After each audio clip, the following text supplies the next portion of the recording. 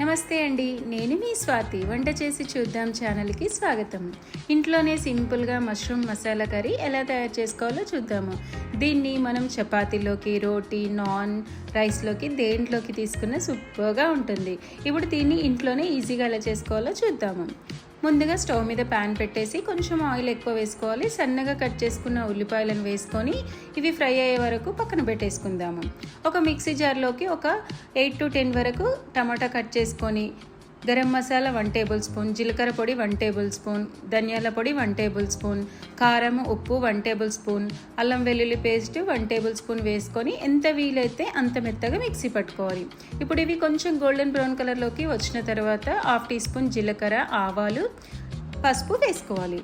1 teaspoon ginger garlic paste కూడా వేసుకోవాలి. ఎందుకంటే మనం టమాటో పేస్ట్లో వేసుకున్నాం కాబట్టి కొంచెం తక్కువ వేసుకోవాలి. కొంచెం కరివేపాకు వేసుకున్న తర్వాత మనం ముందుగానే పేస్ట్ చేసి పెట్టుకున్నాం కదా, దీన్ని ఇందులోకి వేసేసుకుందాము.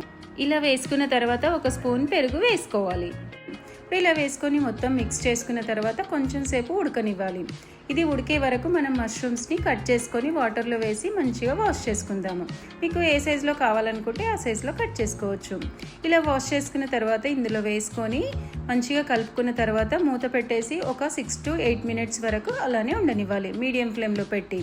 తరువాత మూత తీసి చూస్తే దీంట్లో వాటర్ అంతా ఫామ్ అవుతుంది. చూడండి, మనం మష్రూమ్ కర్రీస్ కానీ ఏది చేసినా వాటర్ అనేది ఫామ్ అవుతుంది. సో టెన్షన్ పడకూడదు. కొంచెం ఉడికిన తర్వాత కొంచెం ఒక 1 టేబుల్ స్పూన్ కస్తూరి మేతి వేసుకొని, ఇది ఆప్షనల్ అండి, మీకు ఇష్టమైతే వేసుకోండి, లేకపోతే స్కిప్ చేసుకోండి. మిక్స్ చేసుకున్న తర్వాత మళ్ళీ మూత పెట్టేసి ఒక 5 నిమిషాలు మూత పెట్టేసి ఉడకనివ్వాలి. ఆయిల్ అంతా ఇలా రిలీజ్ అయ్యే వరకు ఉడకనివ్వాలి. ఇలా ఉడికితే మన మష్రూమ్ మసాలా కర్రీ అనేది రెడీ అయిపోతుంది. చూడండి, ఇది ఆయిల్ అంతా రిలీజ్ అయితేనే మనకు మష్రూమ్ మసాలా కర్రీ అనేది మంచిగా పర్ఫెక్ట్గా ఉడికినట్టు. ఇలా ఉడికిన తర్వాత మనం వేడివేడిగా సర్వ్ చేసుకున్నాం అనుకోండి, సూపర్గా ఉంటుంది.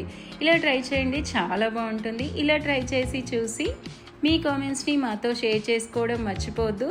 ఇలాంటి మంచి రెసిపీస్ కోసము వంట చేసి చూద్దాం ఛానల్ని సబ్స్క్రైబ్ చేసుకోండి. Thank you for watching.